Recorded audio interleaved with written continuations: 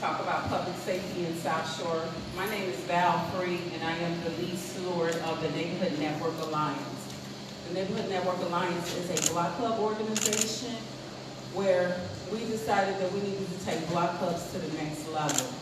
We have lead block club organizers in 7 different neighborhoods: South Shore, South Chicago, Greater Grand Crossing, Avalon Park, South Deering, Calumet Heights.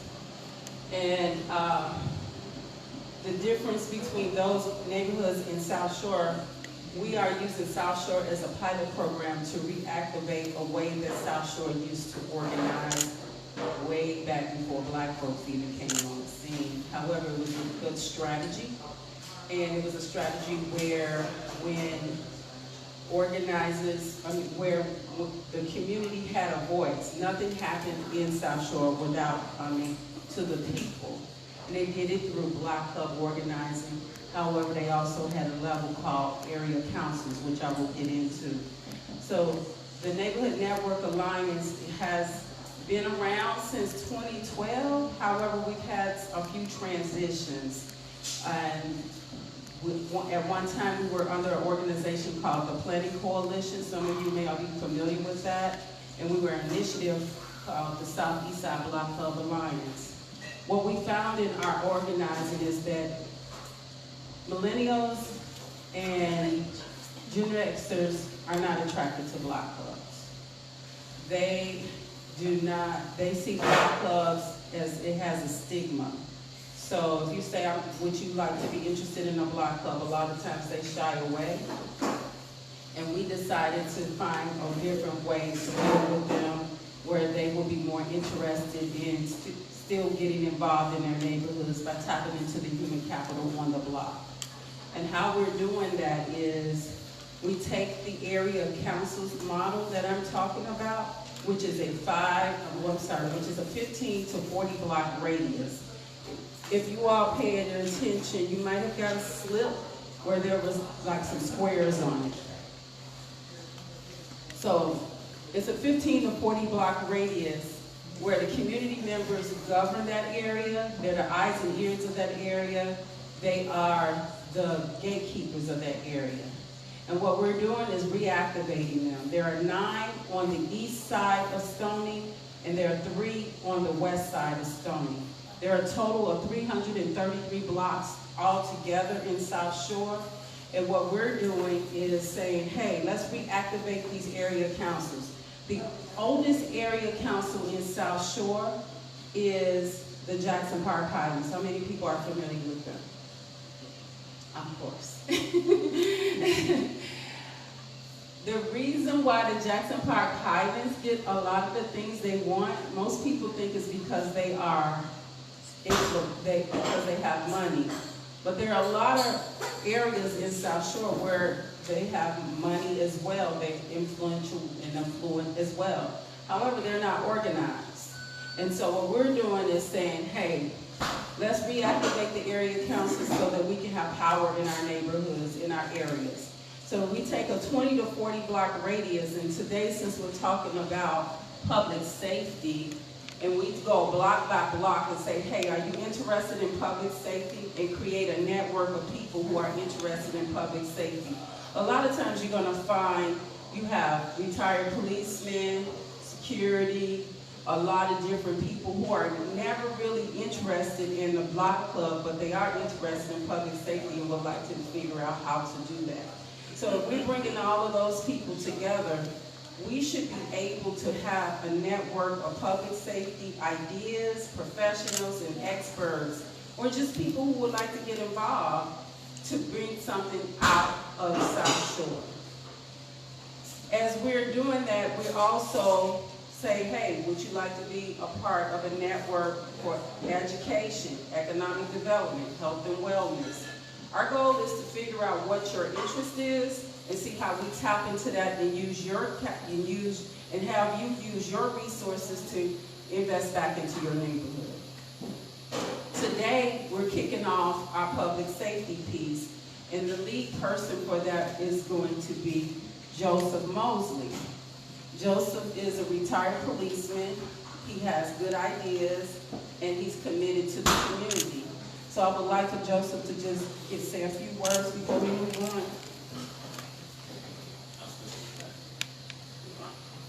Good morning. Good morning. Good morning. My name is Joseph John Wilson II. I'm a retired 32-year veteran of the Chicago Police. I have served in the capacity of homicide detective most of my career. I was a sergeant, and I've held the position of commander with another outside agency.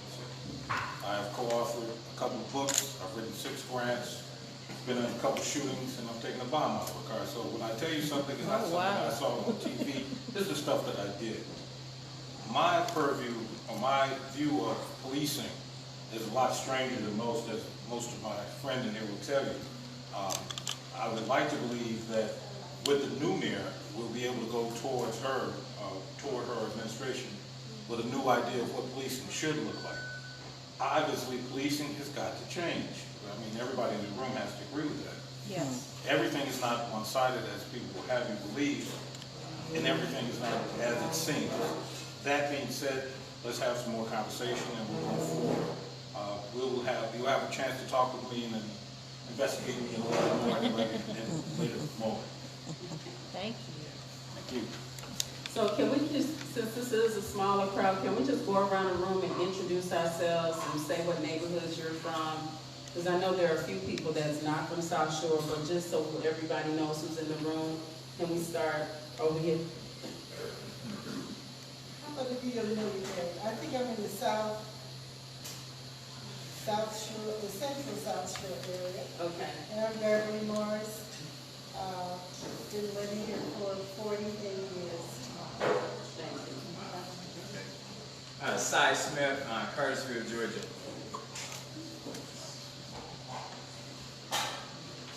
I'm Mark Wallace from the Jackson Park Highland area. I'm Jackie Reed, I'm from Chatham. I'm Daniel Nelson. I'm from Morgan Park, Beverly, but I manage a building in Parkside, South Shore area. I'm Robert St. Floydberg, I reside in the Highlands. Denise Hamill, Calumet Heights. Diana Collins, South Shore. You know what part? By the school, I forgot what this is. Did you get this little slip? Was that South I got this little Shore? slip, but it doesn't have. This is something that, yeah, I've seen it before, I just can't remember the name of it. Okay. Sorry. By the school, the public school. There's a lot of schools in Yeah. South Shore. Okay, well, then I won't tell you.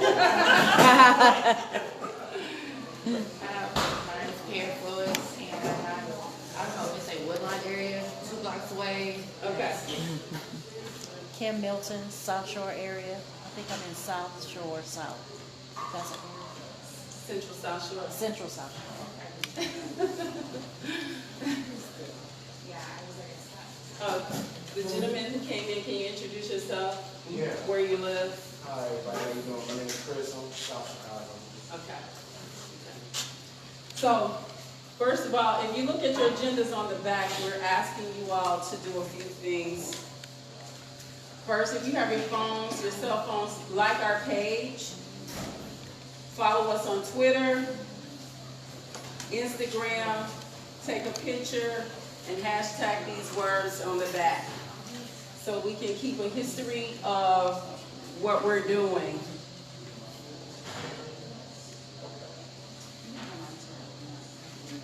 So basically, the objective of this meeting, again, is to create a safety network in South Shore where we can have a plan that everyone can get around. It may be more than one plan or more than one initiative, but we do need to address public safety in South Shore in a way that we've never done before.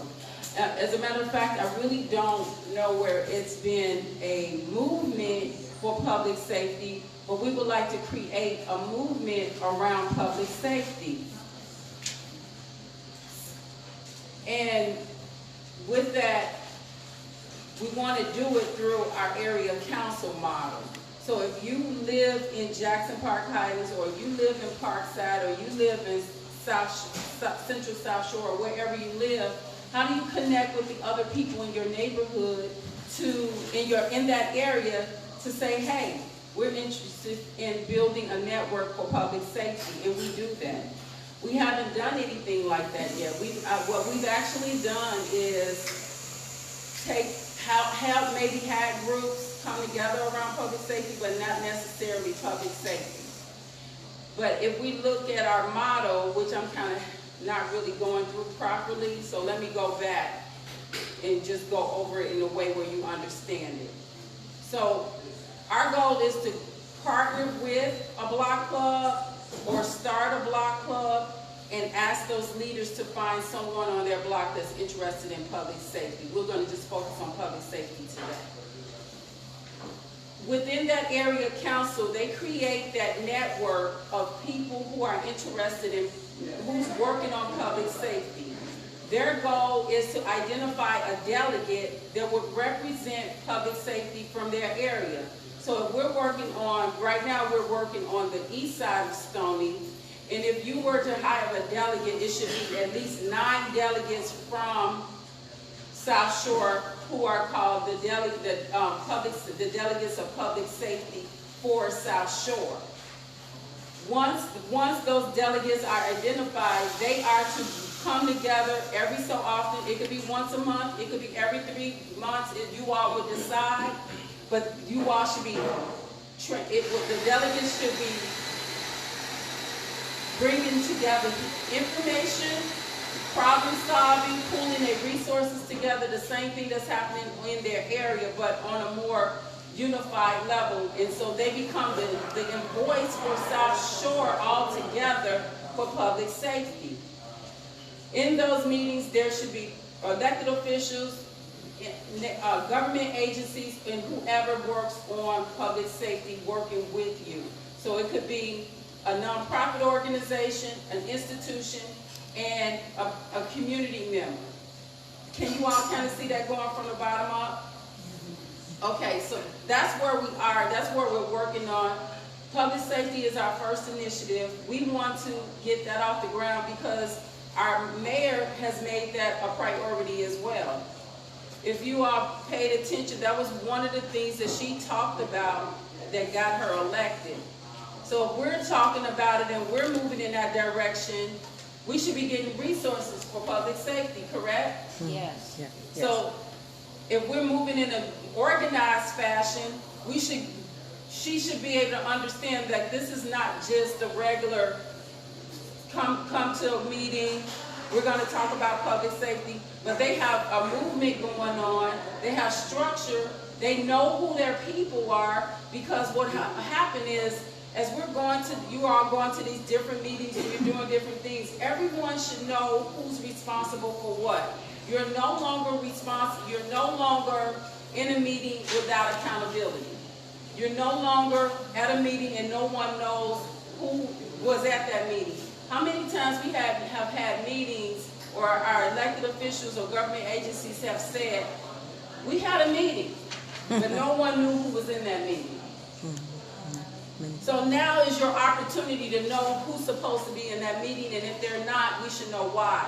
Because we do have to protect our investments. We also have to be able to be held responsible for that, because it's not just you.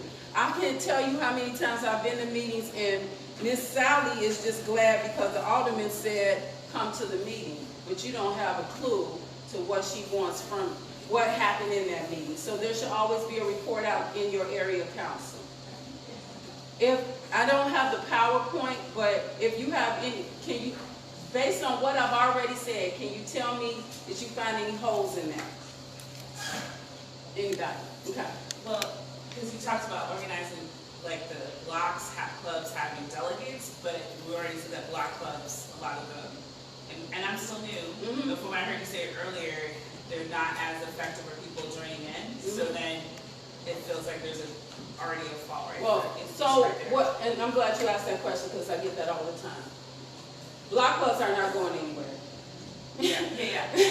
I'm not saying they're going away, but if people aren't participating, Right. they're not doing anything. So this is a way to use them to activate the people on the block. So, because it's already a structure. So if we're saying, hey, are you interested in public safety? You'll find that person, but then we want to connect them to the next person on the next block. And then there becomes a network of people. It would be the same thing as like economic development. That's sexy to some people. Housing is sexy to some people. But you have all of these professionals on your block and you don't even know it because you're used to the block party or the CAPS meetings, right? So Val, to that end, just piggybacking off of what she said, do you have, which I kind of know you already do, but do you have kind of like a framework for someone who doesn't have an active block club on Yes. their block? Yes. To kind of build something of their own? Yes, so we have a manual. We've even just finished a course on how to organize 15 or more block clubs. So if you want a toolkit on how to do a block club, we have that. If you're interested in going through the course, we can do that as well. But that we're looking to do a workshop sometime this year. We just haven't figured out all of the logistics and how that would be just yet. It may be a partnership with the police department. It may just be on our own. But we are looking at doing something like that really soon.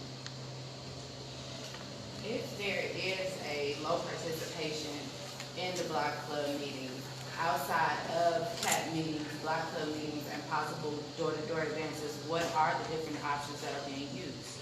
How do you get people out? You got to speak their language.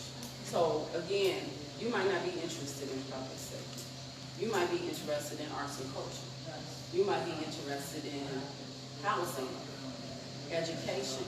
South Shore has a boatload of educators who are just lying dormant, but yet our schools are not tier 1 schools. And that's a problem. We have a brand new school that nobody even knows about or send their children to from middle class families right there on 76 and Jefferson, 75th. That's a problem. And guess how much it costs you all? $12 million. And the 76th and Jeffrey is where they just had a shooting of the young man who was involved in the athletic event. Exactly. So one of our challenges, and this reason that I'm here, is because our young people on break, or even more than that, single parents like myself, I used to be, my grandchildren, and my great-grandchildren would be afraid, their mothers may be afraid to let their children walk the distance that is necessary to get to the event. A lot of us who are working, we work until 4:35, 36 o'clock at night. It's dark when we come home. We're tired when we get home. We've got young women who get on the bus at Jeffrey and 67th at 6:30 in the morning, have to take their kid to a babysitter, and then go to work, and then try to get back home to meet their latchkey. Right.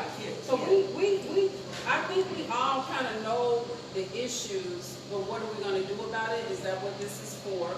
So I would just kind of ask, what do you all, what is public safety to you all? It's removing the fear from our young people so that they can take advantage of the opportunities that are available in the community. Okay. With or without their parents with them. Okay. Anybody else want to say what public safety is to them? So I would agree with everything that this young lady just said.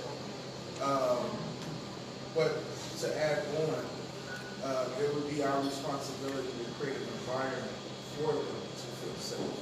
And the best way of doing that is by building relationships with each other. Okay. So, and not just with the police, but also with our neighbors. I would add to, because I was thinking about where are the young people, because I know that they have because of the South Shore Works, that's the only reason I'm here, right? It's because the South Shore Works, I found out about this, and at that they talked about there's youth that meet together. There's a couple of things that happen like ABJ, and so that's the other part. I think the youth, they already have thoughts. I sat in another public safety forum there, and so the other part is them also having a voice to create the type of environment that would help them be safe, because they're the ones who know their friends. Again, we talk about language, you talk about language, they know the language and interests of that as well. Anyone else want to say what public safety is to them? Val, if I could, I would just put it in 3 buckets, prevention, resources, and enforcement. Whenever you think about safety, because some people are all about getting the young people before they get too old, before they get corrupted. Then you got people who are immediately into just calling the authorities and deal with them that way. Then you got some people who recognize that it's under-resourced and they want to put more, funding behind it. So I think whatever we take in safety, which of those buckets are you, so you can kind of know how to navigate that. Because all 3 are needed. Like, it's not one that's going to do it. Police can't do it alone. So just add that to it. Thank you, sir. Can you say the 3? Right, prevention, resources, and. Yeah, prevention, resources, enforcement.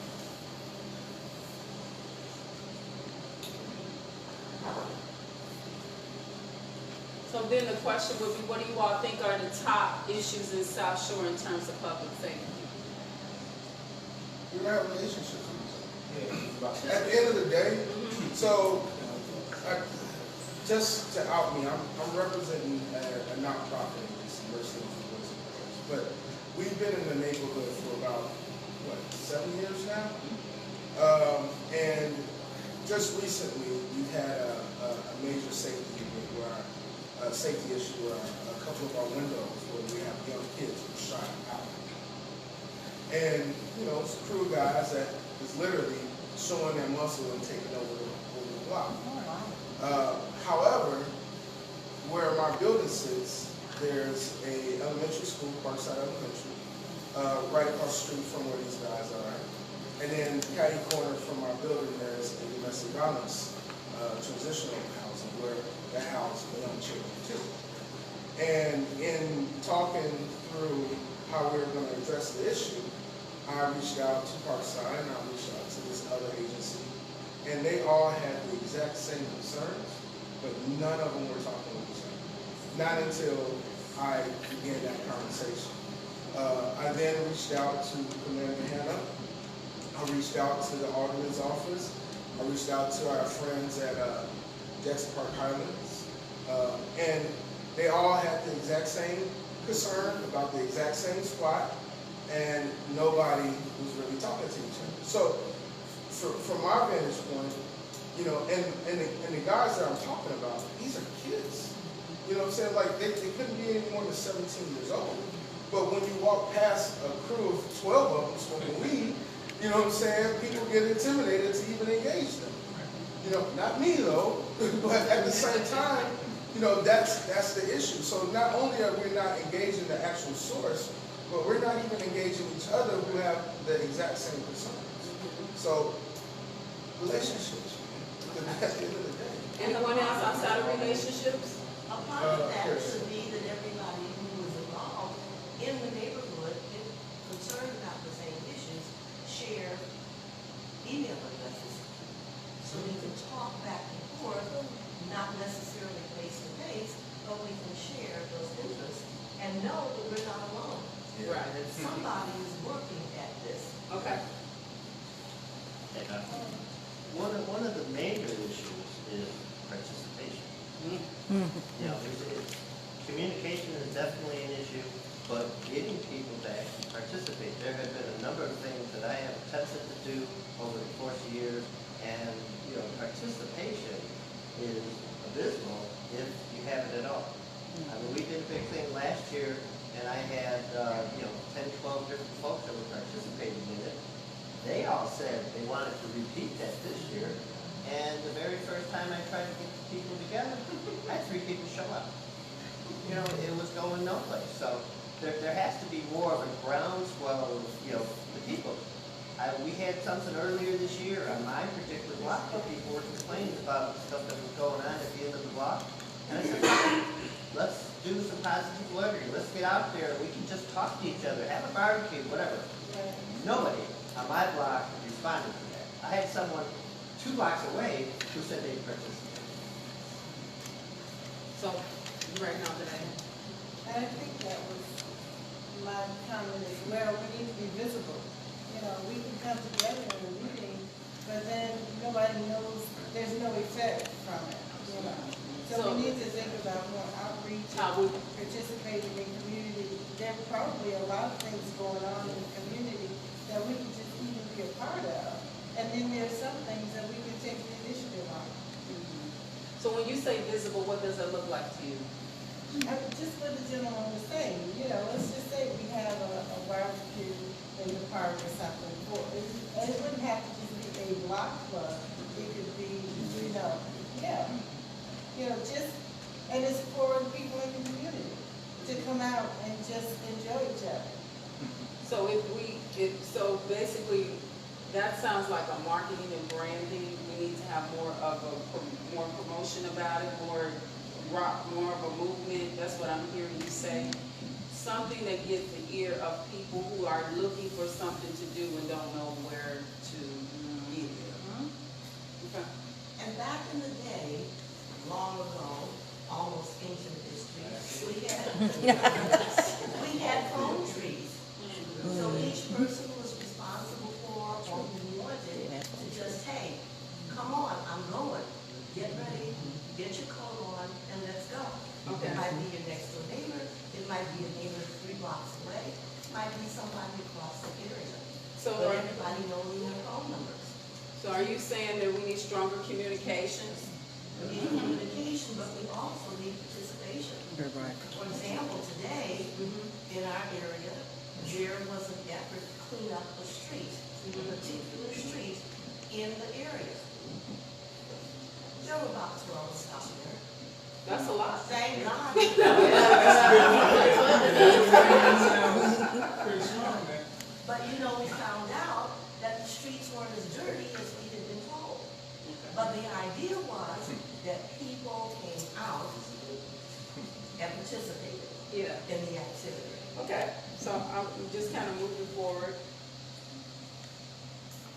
So what do you all think is not working in terms of the things that you have tried to do, heard that was going to be initiatives that came out of the city, whatever? What is not working in the community?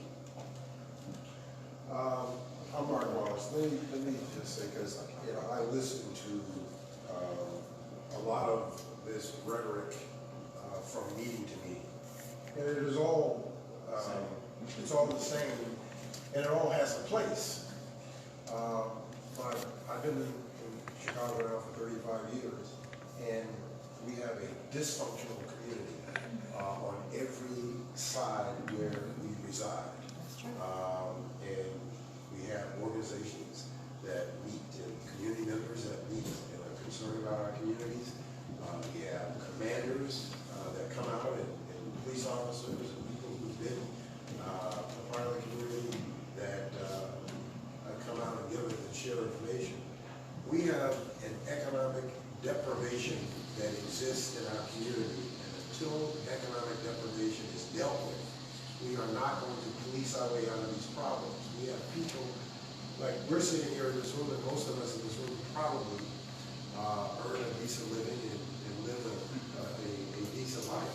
But the very people that we're talking about is not in this room, that we don't connect with. We're talking about connecting with people like ourselves, about problems with people who are on the corner who need help the most. And I think that we don't have a plan to substantively deal with the issues that those very people, when we start talking about public safety, that's really what we're talking about, is how are you dealing with those guys on the corner? And we have to deal with those because they are human beings with issues and problems and needs, and we have to meet those needs if we're ever going to really experience true public safety. And we have not done that in decades. Okay. Just to piggyback on what this gentleman just said, I agree so totally. I pass by, I walk through the neighborhood, purposely so that I can hear what's going on. And when I pass by, and at least 4 people say when I pass by, loose squares, whatever. Yes, that's true. But again, each one of them has his or her own needs.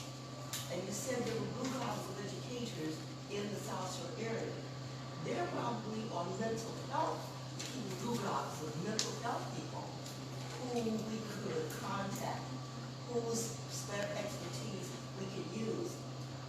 How we get these people who need the mental health into an area that they can walk to.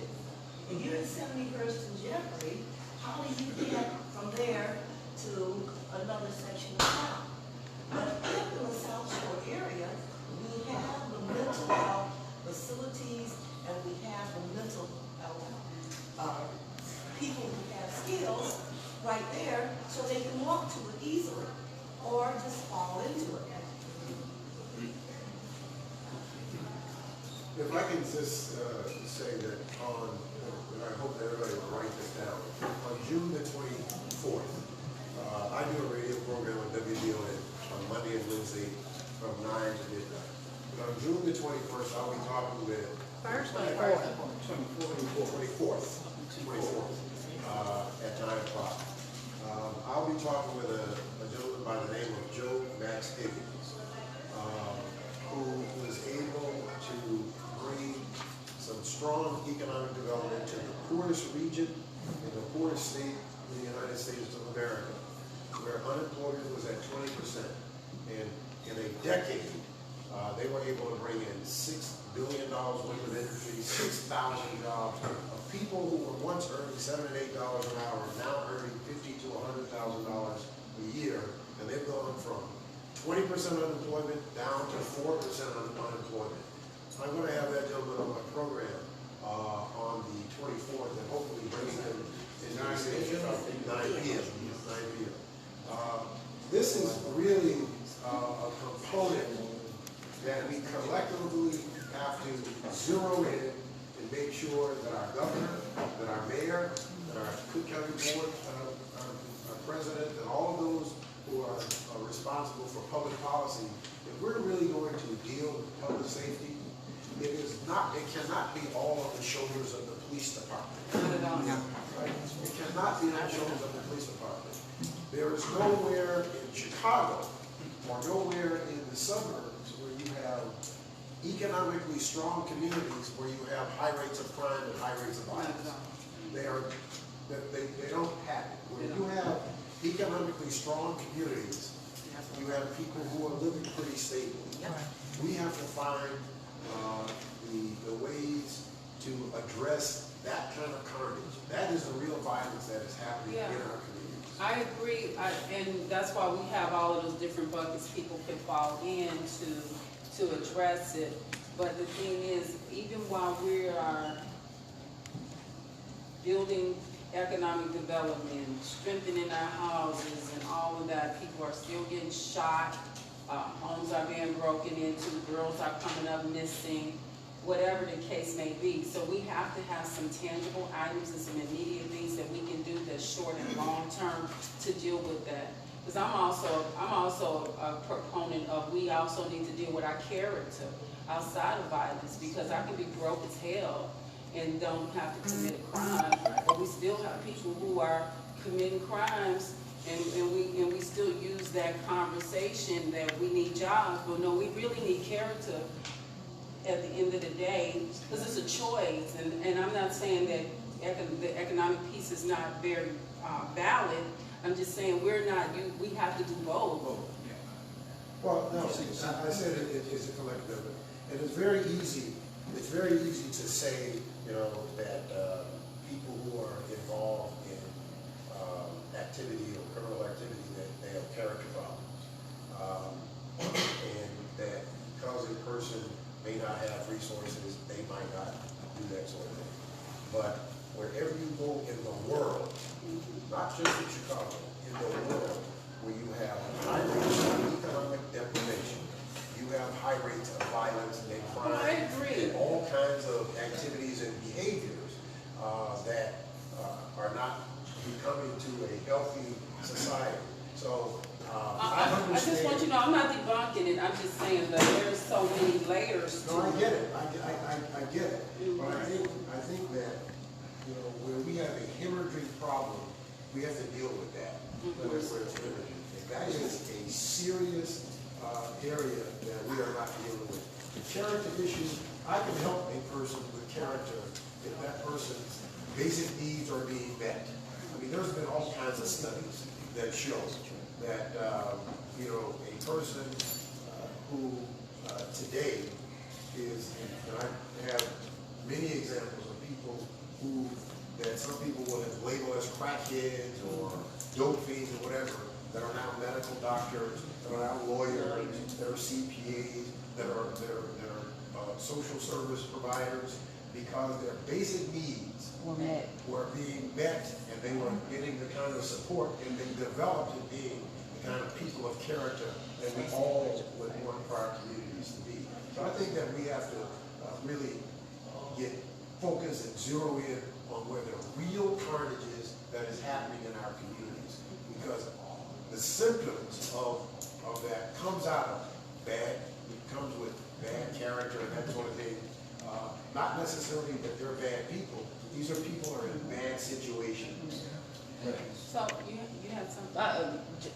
I guess I'm kind of drifting off of the economical plight and kind of going back to the participation, and a possible low-level solution, not a cure, could be something as simple as you knowing your neighbors 2 or 3 houses to your left and your right. A lot of people don't even know who they stay next door to. You don't know who's in your apartment complex. You see the kids, you hear the kids, you don't know who the kids belong to. You don't really care. So maybe at a low level, before we get to the meetings, before we get to the CAPS, before we get to the CAPS meetings and talking about the police and the mayor, get to know your people without having to have the forum set up for it. Just That's a knock on the door, say That's good a morning. That's one action that we could take, and when we come back, you could say how many people you know. How many people have you met on your block? Because I'm quite sure everyone doesn't know everyone on their block. No. You might not even know a good 5 people. So, Yeah, you know. I don't have children, but I've noticed the workers that come out the 4 hours to see the kids go back and forth. I used to take them coffee or tea, little stuff, because just to show appreciation. I don't have to be a family member or nothing like that, but let me show you, we all stay here and I care. Right. So just little low-level things like that could just be an initiator to bigger and better things. And that's why we develop trust. Because we've got to be friendly if we want people to be friendly. Right. And we have to be loving if we want people to be loving and caring. And so the things that we're talking about, some of those are really big things that's going to take a long time to develop and process. But being friendly, being, courteous, speaking to people, and again, if you want to do a hot chocolate thing on Christmas Eve on your block, then do it. And you don't know how many of the young men and women on the street who will attend just because somebody is extended. People understand and feel love. And we've got to be genuine. Okay, and we wrap this piece up with 2 more people. Yeah, I just want to close similar to that. I had a question about, is there, because I'm interested in the nighttime stuff. We're talking about what programs are out there, getting to know the young people at night, right? So the people who are on the corner, I know friends in other neighborhoods done that together, or people who actually started on their own and then they ended up people joining them. So maybe I was just wondering, is that already happening, or is there a way? I think that's another piece too, is not just giving up the night, but like getting to know the night. And if there's probably programs that are doing that I don't know about. I haven't heard of The one night in South ministry Shore. is out there on 71st and Jeffrey. The night ministry. Oh, yeah, okay. They're out on 71st and Jeffrey a lot of times at night, trying to get folks who don't have any kind of stable housing connected to housing, food, medical care. ABJ, they're not doing night outreach, but they are still doing a robust youth program in their area. Family Focus, that's the domestic violence agency that I was speaking of earlier. They try to get women and men out of violent situations, and they actually have an office in the 3rd District Police Department for individuals who want programs for housing and for mental health. And then I myself, I'm part of Mercy Home for Boys and Girls. We work with young folks between the ages of 11 and 25 who have housing instability or lack of resources that will give them a stable place to stay. So, but that's just off the top of my head. There's a lot more community-based organizations that are providing some really good services in the area, but maybe that's another piece of communication that we can talk about, just having a resource in this center. Yeah, and I'm just thinking about like even beyond like just the kids, like if you're teenagers, we're just talking about teenagers on the corner, right? I saw them last time, I was like, oh, I should stop now, like just on my corner, but I was like, I'm gonna go in, am I just by myself right now, and it's super dark. Right, so I felt a little like, I should be brave, wait, no. You know, so, but I'm just saying, but that's what I'm, like, so it's not just the services, like, but like, how do you get to know people so that you get to know what they're needing of, yeah. Okay, just moving to, go ahead. As I mentioned earlier, we tried to put together a resource fair last October, and to his point, one of the things that we were surprised when we were putting this together, what we were trying to do was connect the people that seem to be hanging around with the resources, and to hopefully get the resources when they were in the community. And as we polled different organizations and so forth, we found out there's a lot of this already here in the neighborhood. You just don't know about it. It's not being put out there like that. So we had organizations that provide jobs. We had organizations that provide housing. All kinds of organizations that we were able to bring in to this resource fair so that we could get that communications out to the people who live here and should be able to utilize their own resources. And wouldn't it Okay. be wonderful? I need to go to the next. Oh, please. I do. Has told us that we have $8 billion, a man who has access to $8 billion. Our alderman has said our main challenge is jobs and economy. This man has just told us that he Okay. has access to somebody. Wouldn't it be wonderful if the entire community could work together to present a proposal to this $8 billion? Oh, I agree, but we gotta get through this meeting, and he's already said it, and we just need to like go to the next That thing, might because we be have some one of things our we have to get sources. through. Thank you. That might be one of our Okay. sources. What is Economics. working? Can someone tell me what is working in our neighborhood? Yeah, I had, statement from the last section, but let me just say this, what's working in like other cities with similar communities like ours. It could be in our city or our neighborhood, So- whatever you feel like is working. So one of the things is making better use of our schools, like Parkside and Boucher.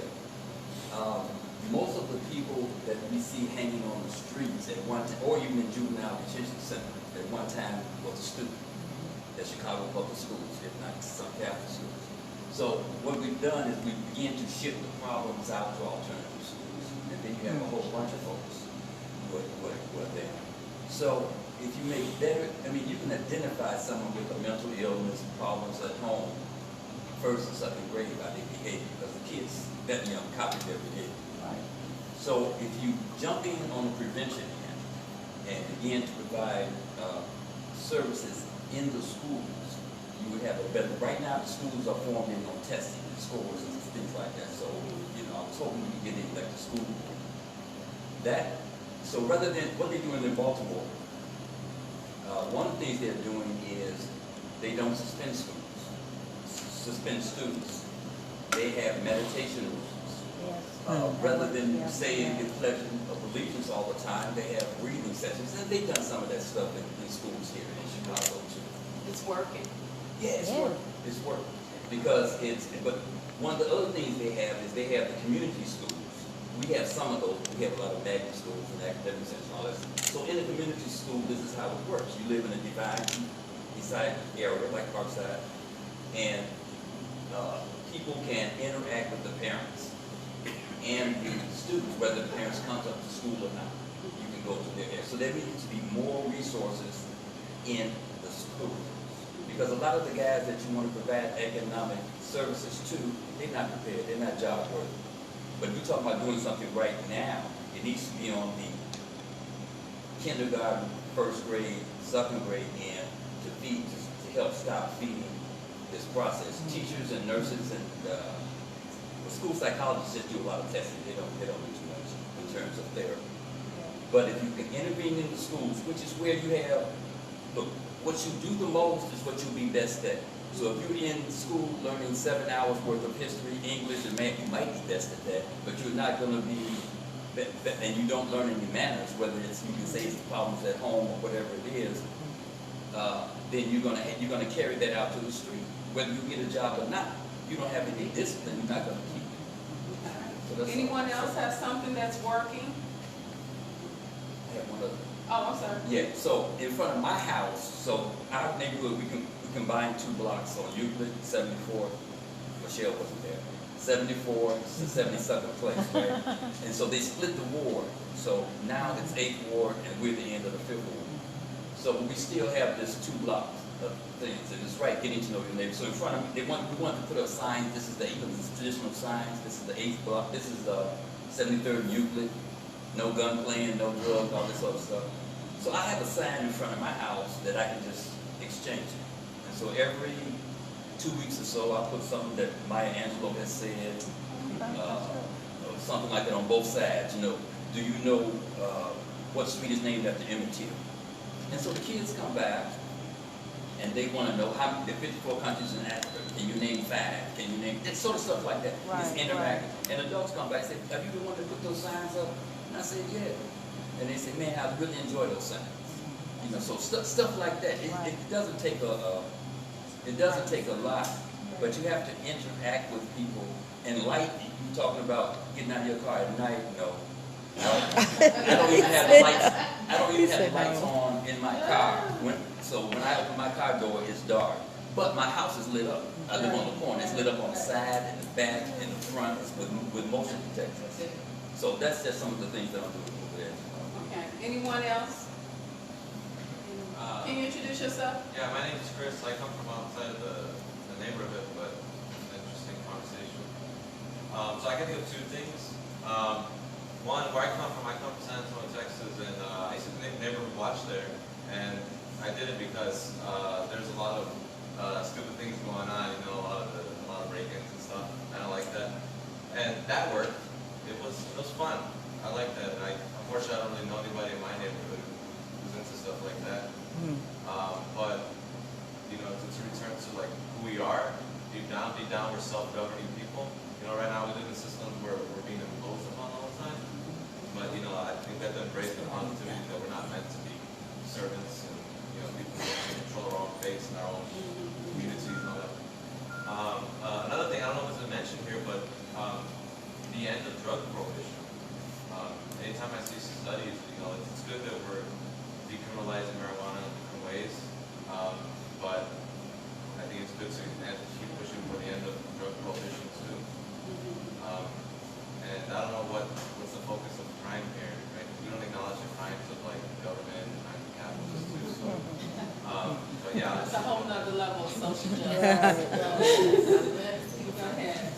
Hi, I'm Joshua Gray. I think one thing that's worked in this community is the holding of some of the business, not all, some of the businesses responsible. So the example I give is what happened in Walgreens, right? You had all that whole strip of people right there hanging out. I think that we reached out to the alderman. They had a couple of cases that people from the community actually went to make sure that that they were held accountable in that space in terms of small businesses. Yeah, 71st and Jefferson, yeah. I can't remember was it the small business, where did they get held accountable at to start changing? Do you remember? Yeah. So I think it's one thing that worked. I think we should expand that and do that to all businesses or wherever people are hanging out at. And it wasn't just Walgreens, we did 3 stores. Yeah. Why haven't we just held our neighbors accountable for just being good neighbors? Retaliation. I just want to highlight something that probably isn't highlighted.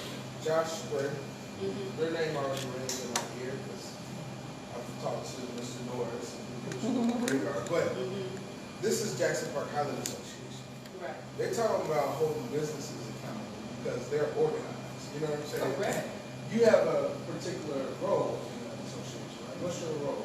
So I just named the chair of the safety and security. Wow. They have a committee. Yeah.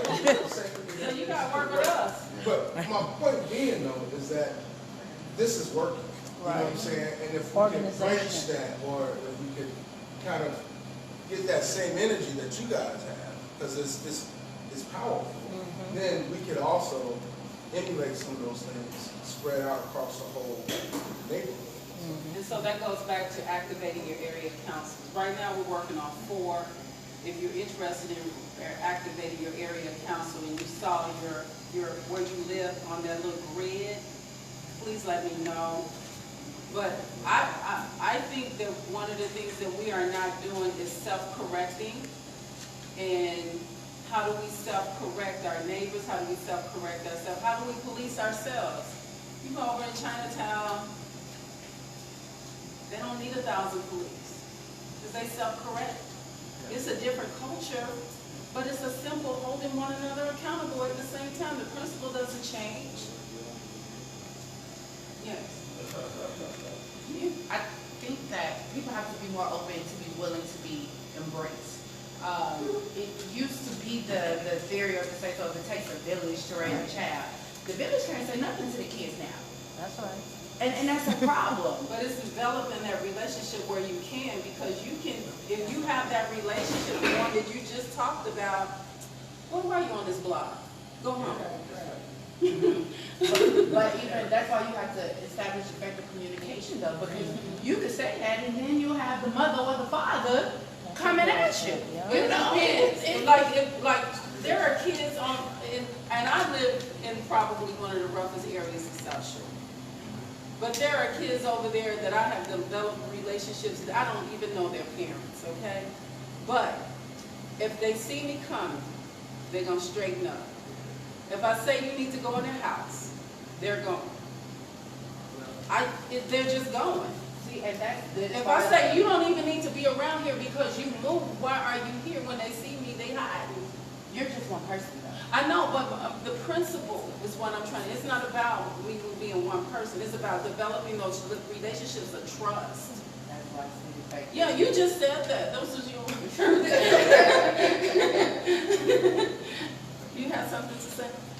Yes, my name is Enoch Muhammad. I'm part of 10 by 10 to Win Citizens to Abolish Red Light Cameras, New Black Leadership Coalition, and one of the co-founders of Hip Hop Detox. I know I've seen that face from somewhere. I want to preface what I'm saying. I'm about to say this by stating this. When I came back to Chicago from college in 1999 and went through the process of getting back acclimated to being, living in Chicago and working. I done lived in Inglewood, South Shore, Chatham, Beverly, so I moved around a lot on the South Side.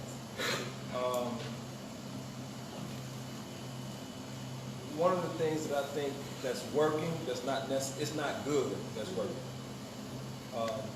Mr. Wallace spoke about the economics, and we always have a conversation about the first unit of the economy is not money, but it's time. We done serviced over 300,000 young people. I think that number we went past in 2011. And so we have a lot of young people who are now young adults, who've had children, who, we can look at and they're in their 30s now. And the one thing that remains a constant, and you mentioned it, I don't know your name. Val, you mentioned it when it came to the issue of character and integrity. We have a lot of our energy being sucked out of what we do in our processes to make things work and make things get better. Because a lot of times, the things that are not visible are the things that hurt us the most. We have a public safety issue with every 30 minutes in the city of Chicago, we have either level 1, 2, or 3 radio stations broadcasting how to kill 8 people.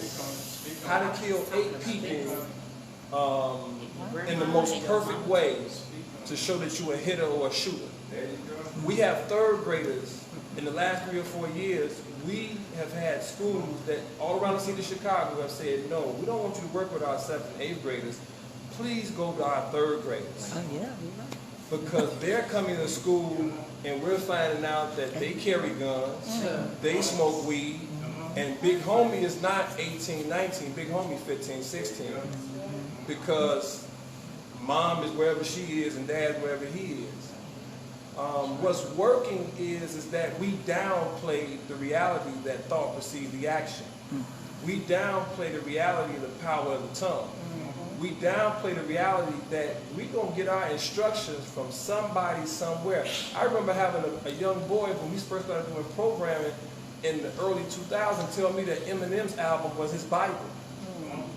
And I had to talk to him about it and found out that the reason why he equated that with his Bible was because his mom was strung out on crack, Eminem's mama was strung out, and so cleaning out my closet was his favorite song. But I asked him, well, if you take all your stuff that's in the closet and throw it into the front room, you still ain't cleaning up your house, you just made it public. But how are you going to sift through that? How are you going to work through that trauma? I said, we got to talk about how we can go from where you are to where you need to be. But that was back in 2002, 3. It's much worse than that. Because now 7, 8, 9-year-olds know how to have sex. That's right. 7, 8, 9-year-olds know how to tell you what you talking about. And they do it with spirit and energy and will tell anybody, I don't give a damn. So when you're dealing with these issues, and when Mr. Wallace talked about the economy, when you get to the point of saying, hey, 18, 19-year-old, you don't have to go shoot people. You ain't got to sell dope. I want to put you on a program so you can learn construction. You can get into these contracts. Some of them, a percentage, they have the capacity to say, okay, I'll redirect my attitude. I'll have good attendance and punctuality, and I'll cooperate, and I will do that. You have others, they don't have the capacity.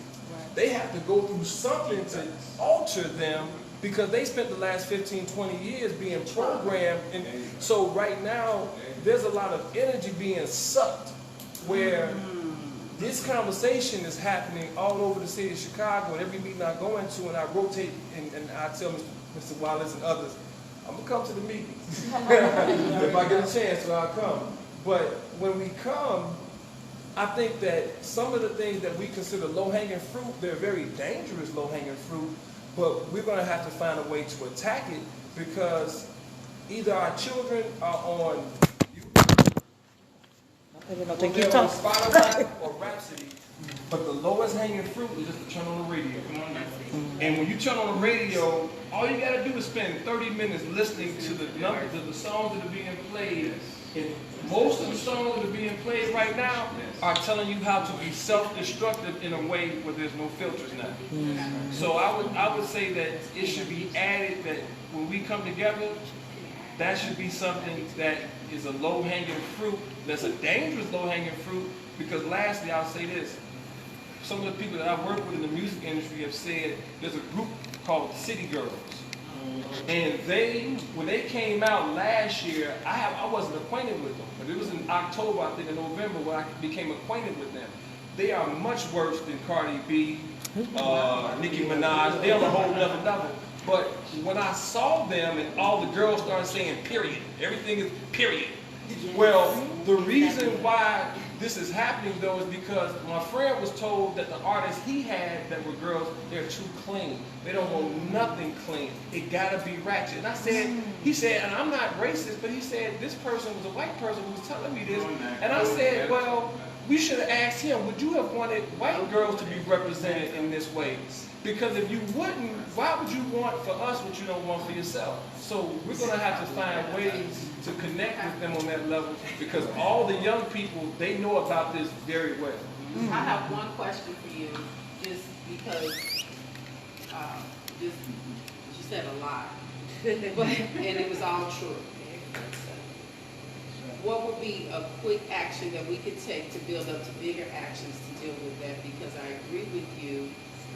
There might not be just something that we talk about as we end, but just think about it. Like, because we have to walk away with action, and we also have to walk away with how we develop this network of people who are interested in public safety and addressing it on different levels and different in the different things that they work in. Well, I guess my suggestion would be, because because I don't agree with reinventing wheels.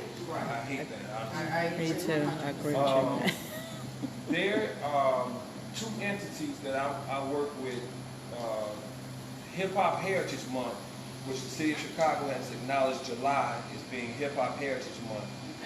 I think that working with hip hop and music or cultural organizations to come together with them, and then the organizations that are fighting against all of the poison coming through the airwaves.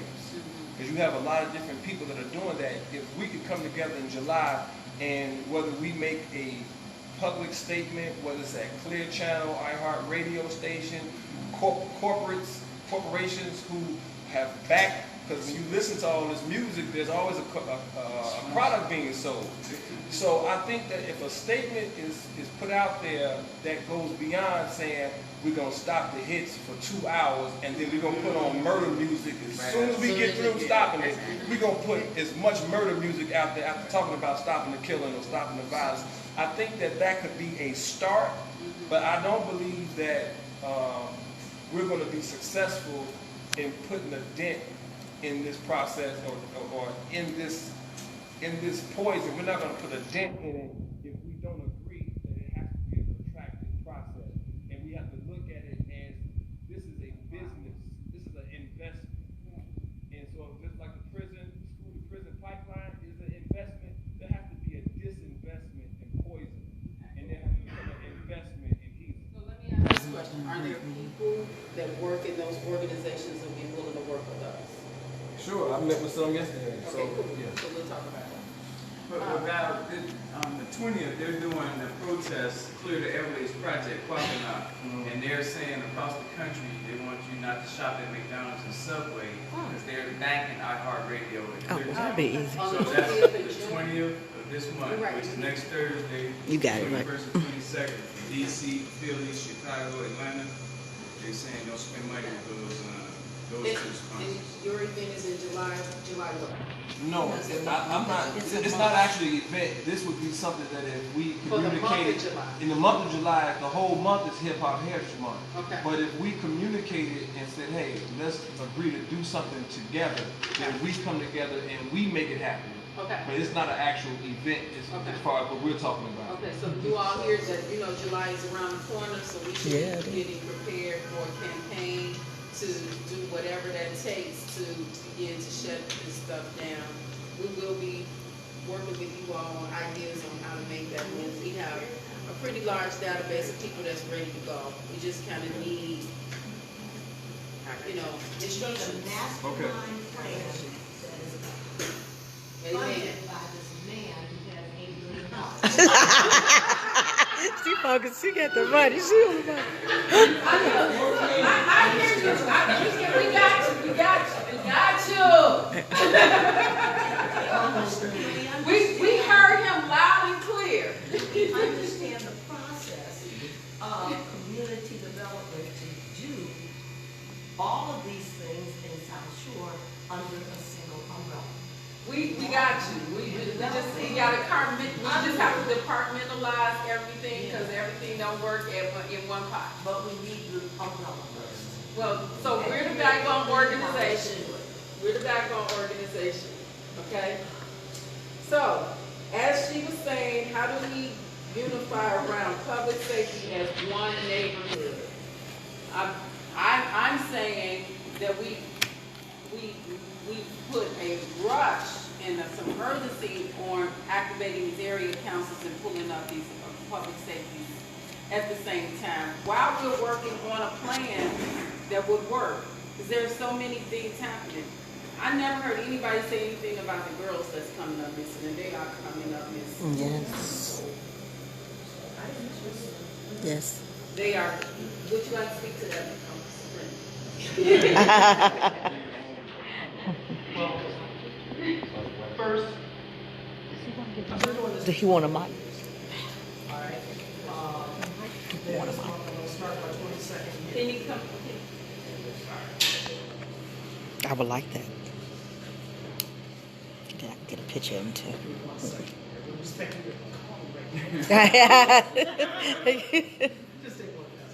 Who's organic? And then we'll get into what happens next. Well, everybody can hear me? Yeah. First, I've been doing this for 21 years. I'm so sorry. Who are you? I'm Sergeant Clifford Russell. I started with the district. I started with the police department in '98. I came to the 3rd district here in 2009. I've been here ever since. So I've been in the district working amongst all the different communities for the past 10 years, with the exception of a few years that I've been downstairs. I will speak on the missing children, the missing women. I can't speak a lot on it. I'm not part of the protective division. In the 21 years I've been doing this, I've probably been to one other meeting out of all the meetings that I've been to where the community that was out had all the answers and everything in place. You guys are one of the only, there's probably a handful, if that. Okay, you guys have, and I'm sitting here like, man, you guys are hitting like right all the points. I always talk on churches, schools, businesses, and homes. Those are the 4 building blocks of the community. Okay. One of you spoke on getting the businesses involved. One of you spoke on the schools. I mean, we can go right down the list. Y'all talked about the churches, schools, businesses, and homes. Okay. You guys have all of the points together. You have all of the people in place.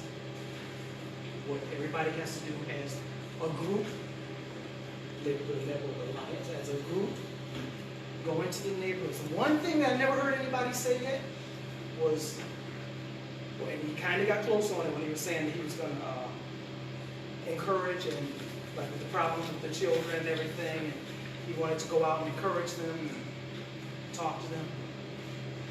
A lot of the community that I've come in contact with on a negative basis have been in their teens, 20s, and 30 years old. By the time you're in your 40s and 50s, at that point it's either drugs or you're stealing something. All of the violence and everything that's going on is typically teens, 20s, 30-year-olds. And you ask them. Ask them why. Ask them what do they need. What would make them, if you just stop and ask one of those teenagers that are on the corner or that are standing in the group, ask them, hey, what do you guys need to get off this corner? What would encourage you to get off this corner? And as a group, if they tell you, I need a job, I need to go back to school, I need X, I need Y, I need Z. Everybody in here knows someone who can either put them into contact with someone with a job, put them in contact with someone who is offering school, okay, put them in contact with someone that offers their X, Y, and Z. They're on the corner, they want to rap, they want to have talents in shooting their YouTube videos. Okay, you got a gentleman right here who works in the music industry. Okay, you guys have and I've been to a lot of meetings. They haven't been able to cover all the bases like you guys have. Okay. The commander typically is going to be the one that will come out and speak. Unfortunately, she had some other obligations. That's why I'm here. Okay, I am in charge of community policing officially as of yesterday. Sergeant Joyner retired. Oh, after right, 31 years. did. Okay, so I'm taking her place. Part of what Congratulations. Yes. I got some big shoes. Big shoes. Part of what community policing does is exactly what you guys are putting together and exactly what you guys are talking about. Okay. We'll hit a problem area. We offer them the domestic violence for those who are having problems with domestic violence. We offer them for the seniors that are on the block who need some sort of resources. We talk about the seniors on the block. We give them those resources. Okay. On the flyers that are handed out, one of the pages in the flyers talks about the gun turn-ins for $100 gift cards, etc. That's coming up. All the information is on the flyers. You talk about public safety. What does it mean to you? I can sit here and throw numbers all day long. Crime is up, crime is down, crime is level, whatever. Okay. after all that's said and done, do you feel safe walking your block at night?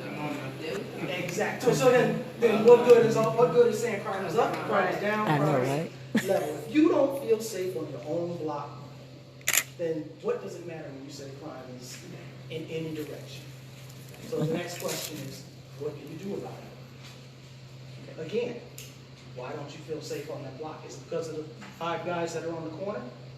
Did anyone ever talk to them and say, hey, what's going on the corner? Maybe that kid isn't going home because he's in a domestic situation at the house and doesn't want to be involved in it at the house. He doesn't want to see that.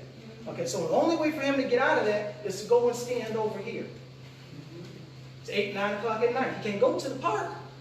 Park's getting ready to close. Or if it ain't already closed. Again, and then with that comes now the police will rehab.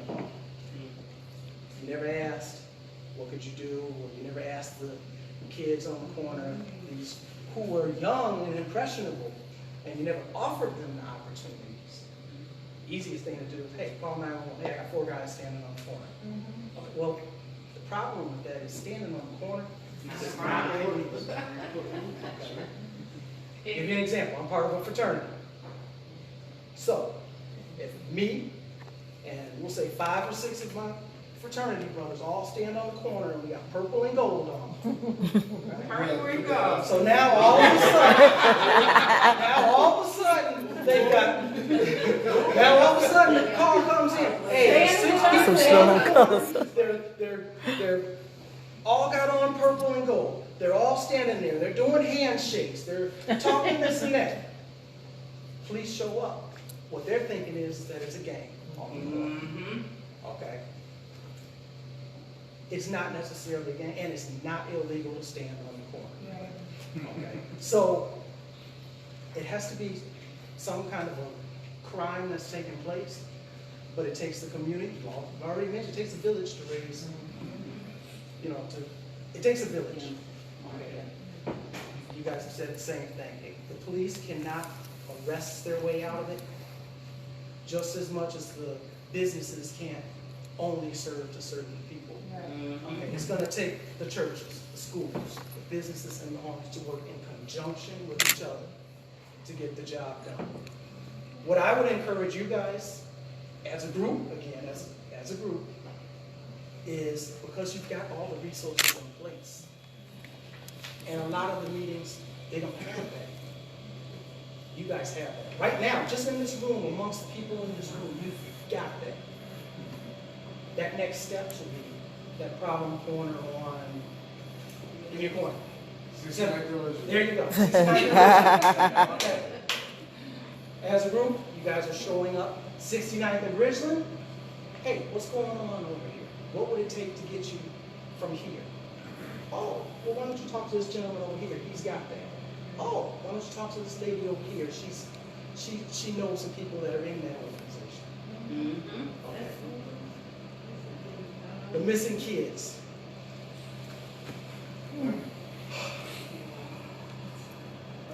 Are there any men missing? Not like there are women. Not like there are women. I could bring up a few things. Like I said, I'm not part of the detective division. I can't fully speak on it. Okay. People go missing every day, all throughout the city. However, it's affecting our communities way more often. It goes above and beyond having a serial kidnapper, killer, rapist, whatever. Okay. The problem starts at home. Why they run out the house in the first place? Right. Why are they hanging with those kids on the corner in the first place? That now they're ending up in a bad way. Not saying it's their fault, but I'm saying it goes a lot deeper than just someone just turned up missing. Okay, it goes a lot deeper than that. Okay, we have to address those. If we truly want this to stop, we have to address what's going on at home. Why are they leaving out in the first place? Okay. Why are they hanging with the drug dealers? Well, probably because the drug dealers got all the money. So does that apply to adult women that are coming up missing? This applies across the board. Okay, because the adult women as well aren't going home, they've got domestic problems at home, they've got financial issues, they've got a lot of different things that are going on. They're in bad relationships, okay? And with that going on, one bad decision is leading to, or one bad circumstance without being corrected is leading to another bad circumstance. Yes? But officer, I just wanted to let you know, I just came from a human trafficking seminar. It was actually held in Gary because of all the strip clubs in Gary, and it's a whole bunch of women that are being targeted in Gary. But they talked about Chicago, and if I could just read this to you, basically what they stated here, traffickers interviewed for a recent Urban Institute study overwhelmingly believe that trafficking white women would make them more money, but trafficking black women would land them less time in jail in court.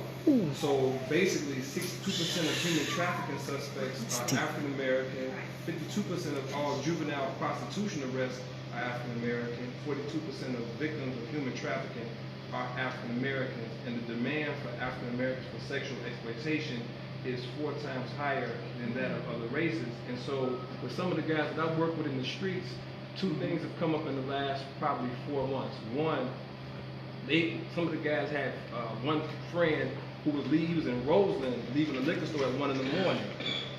3 guys jumped him, they had brass knuckles. But he said that instead of robbing them, they tried to throw him in the back of the truck. And he fought his way out. And they was trying to snatch him up. So what we found out was that some of the guys said that they know people who they said got paid $30,000, $40,000 for snatching folks.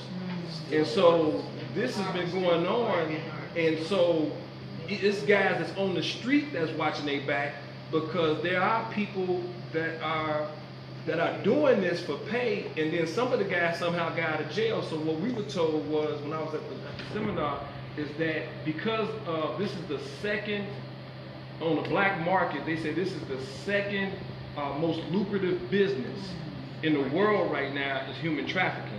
And there's so many people getting paid off of it that, you know, it's really going to take a collective effort for people to recognize that the only way that they can attack communities is if you haven't developed a community. Because if you got a whole bunch of trauma centers that's acting like a community, then people can infiltrate that. Because you're not a real community, you're just a hood. So I would just put out there. I'm sorry, say No, those centers that you're talking about are targets for people. Right, because you don't have that. So I just wanted to just put out there. And the only reason why I had to raise my hand, I got to go to a graduation vow, so I have to leave. But Do we have your information? yes, ma'am, and I can give it to her as well. Okay. He makes a good point. What I want to say in conjunction with that is, as a community, we all have to get together, register to vote, and follow it up. With part of registration to vote is serving on the juries. Now, I know personally, and I know I'm not the only one, someone else better raise their hand and say it was them too. When you get that jury summons in the mail, what's the first thing you try to do? Yes. Get out. Am I right? You try to get out. But at the same time, we turn around and we complain that, man, what was wrong with that jury? Why did they adjudicate in that way? Why did they find the guy guilty, not guilty, whatever? Okay? But yet we're the same ones that try to get out of the jury duty every single time we come back. Which of these boxes can I check to not do that? I encourage everybody, and I tell them, different communities, they can't wait to get on the jury. Okay. So he wants to speak about the disparities in the white communities and the black communities. It's one of the disparities. But as a group, and you guys, like I said, you guys have everything in place that you need. Okay, so I commend you guys on that. Thank you. Just take it that next step and start hitting the different neighborhoods within your community and offering resources that you have readily available. Thank you.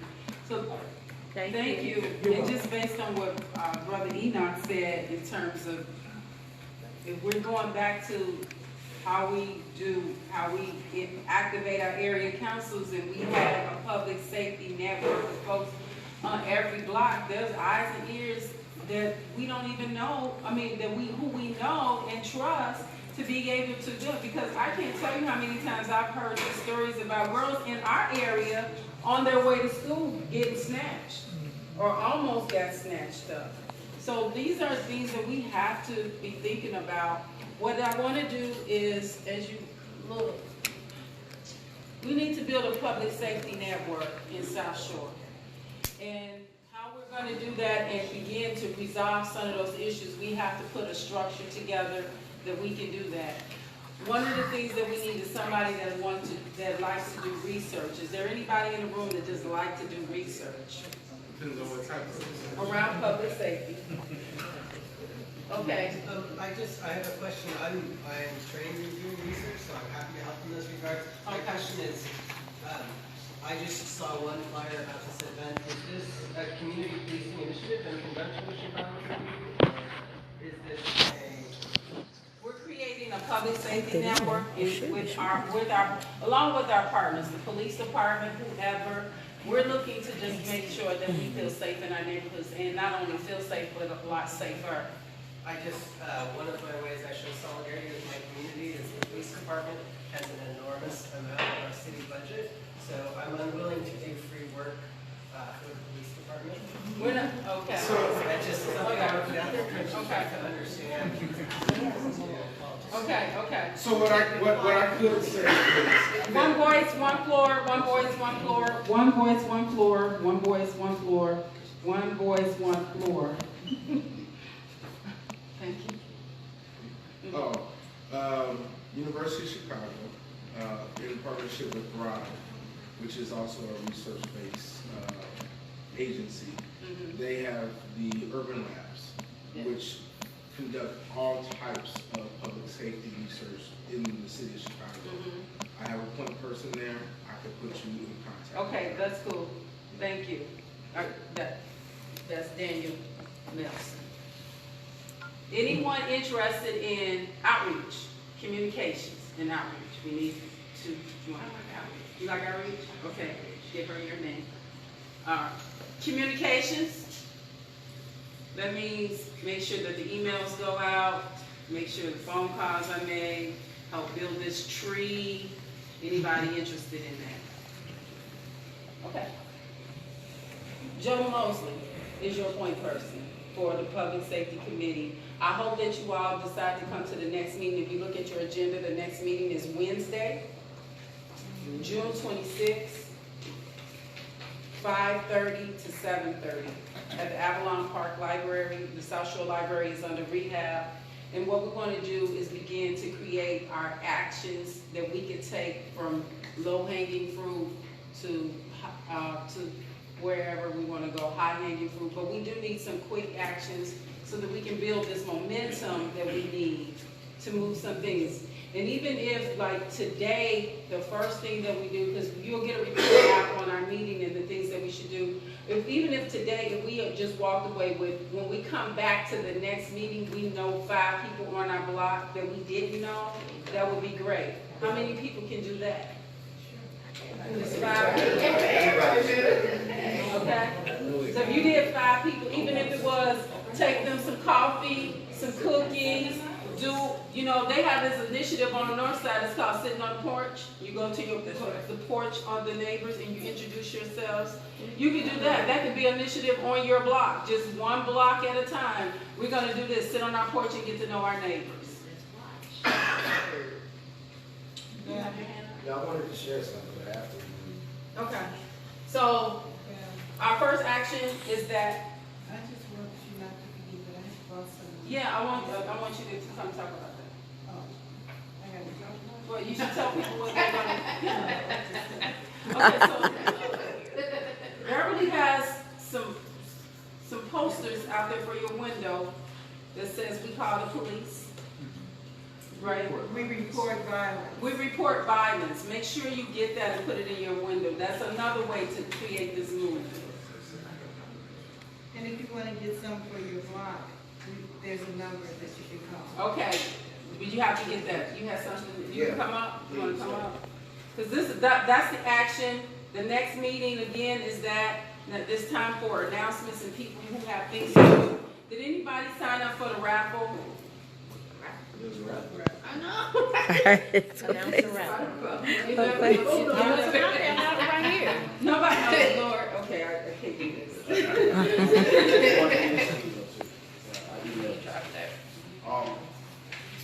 How you doing, folks? Hi. My name is Chris. My mother's a nurse at Jackson Park Hospital. Oh, I should have asked you what you were gonna be talking about. Yeah. But go ahead. But since we're dealing with the South Shore community, and I'm from South Chicago, this flyer says, "Why is Jackson Park Hospital closing OBGYN services?" Yeah, they are. They're holding a town hall on June 21st at 6 p.m. to 7:30. It's at the Quarry, 2423 East 75th Street. And I'm going to read it to you real quick, okay? The Hospital Review Board just approved Jackson Park Hospital's request to close OBGYN services effectively August 4th, 2019. Jackson Park Hospital administrators are playing a dangerous game with numbers. The hospital claims the reduced number of deliveries is the reason behind their decision to end OBGYN services, and yet evidence suggests that access to material child services are far more critical than simply numbers. Jackson Park Hospital nurses, doctors, and healthcare workers are deeply concerned that closing these important services will put the lives of mothers and children in the community at greater risk. Come out to get the facts, ask questions, and join the effort to maintain these services. If you want to RSVP, you can contact Sheila Garland at 312-491-4915. An email address? There isn't an email, there's just a phone. Do you have a flyer? I do have, I only have this one flyer, I emailed it to you. You emailed it to me, okay, I'll send it back. Thank you, Doctor. Thank you, Chris.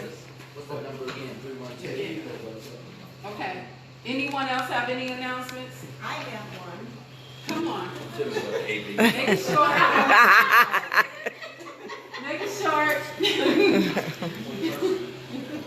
We want to celebrate African American, Caucasian, Hispanic, Asian, every man in the world. We want to celebrate them. And at ABJ tomorrow at 2:30, that's at 71st and Constance, where a lot of us do vote. We are celebrating, or at least ABJ is celebrating men. So happy Father's Day to every man in this room as well as in this community.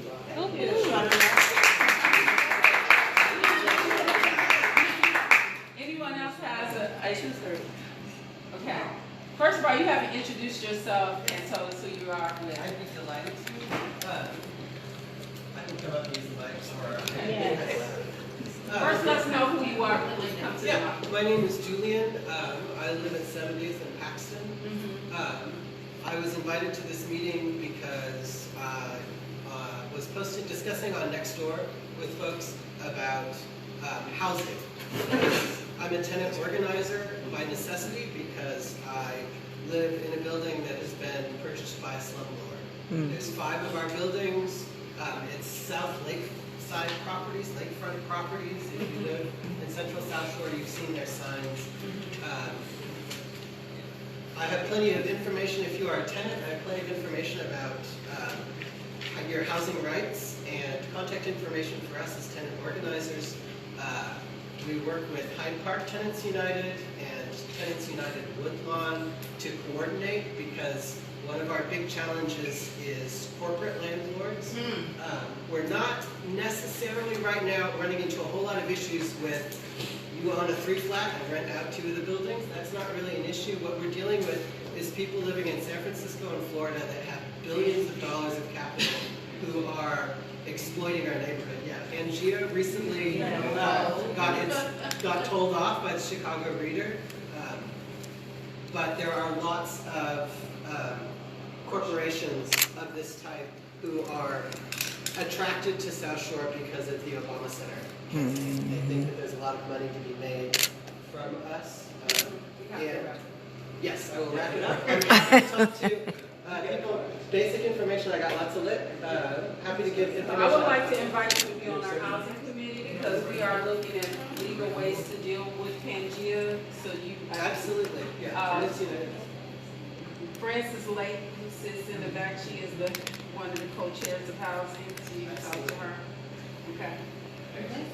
Any more announcements? I just want to piggyback on what he said about nextdoor.com. Everybody can get on that and you connect with people in your neighborhood. So it's not like Facebook where you're connected everywhere. And it's nextdoor.com. And that's where a lot of people connect. You know, since we don't do face-to-face, they connect with their neighbors on nextdoor.com. It's also an app called Neighbors. And I use Neighbors. It gives you a projection of a 9-mile radius. And it updates you. The neighbors themselves can actually go on their report a crime, and then they have the actual news reporting right behind them. But you can see minute by minute who's doing what, where within that 9-mile radius, and it's called Neighbors. Okay, thank you. Val, if I could, I was just gonna say, part of when you say meet your neighbors, whatever your profession is, I think that's important to build out. So if you're a nurse, and we find other nurses, and then you meet that young person that decided to be a nurse, that's an organic linkage. So that should be added to this engagement of your neighbors. So Find out what to do. yeah, I agree. So at some point we'll do a network around health and wellness where all the health Yeah. professionals would come together. So this, like I said, this is like the first in terms of public safety, and we want to see more people around public safety. We want to see more people who are in the public safety field come together. Next month is arts and culture. The month after that is education, and the month after that is economic development. So we're working our way around the bullets of all of these types of things. So listen, stepping back a little bit in regard to the people smoking marijuana on your block, I think you have to approach them in a nice, kind way. Say, hey, I appreciate that. Appreciate you could move that on down the block. Not to tell them. Last summer, I saw 6 kids sitting on my neighbor's teenagers. They sitting out there, it's 12 o'clock at noontime. They sitting out there smoking marijuana. So the approach was, hey man, you know, how you gonna sit on somebody's stuff smoking marijuana, then get mad when the police come get you? You know, you gotta find a place to smoke your dope. You can't sit out on front and smoke your dope. You know?